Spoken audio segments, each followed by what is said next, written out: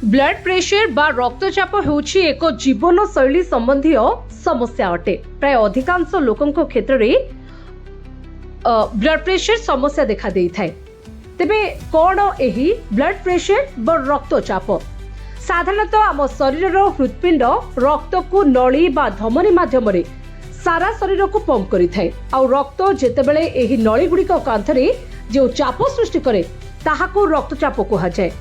जदि एही चाप साधारण मात्रा ठारू अधिक होई थाए तेबे एहाको उच्च रक्तचाप बा हाइपरटेंशन कहा जाए। एहाको अनेक समय रे साइलेंट किलर बोली मध्य कहा जाई थाए, कारण एहार लक्षण सब बेले स्पष्ट भावे जणा पड़े नाही।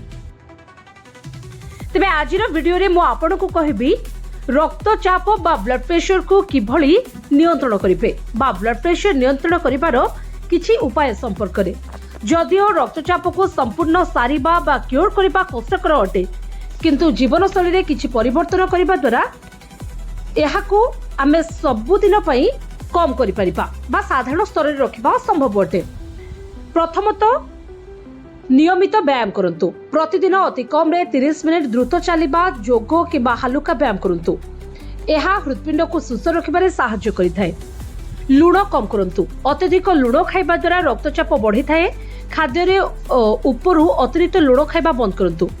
आ मन रखंतु मानसिक चाप को नियंत्रण करंतु। अधिक चिंता बा टेंशन रक्तचाप बढ़ाइबारे मुख्य कारण। एतेपई आपण प्राणायाम बा मेडिटेशन बा ध्यान एवं गभीर निश्वास नेबार अभ्यास करंतु।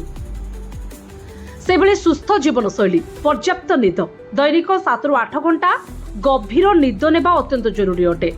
आ मद्यपान बा धूमपान ठारू संपूर्ण दूरे रुहंतु।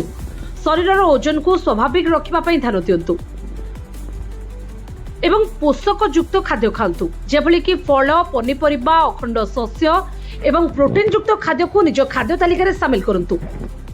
एही सब अभ्यास बा एही सब जदि आपण करिवे आपण रक्तचाप बा ब्लड प्रेशर को साधारण रखि परिबे।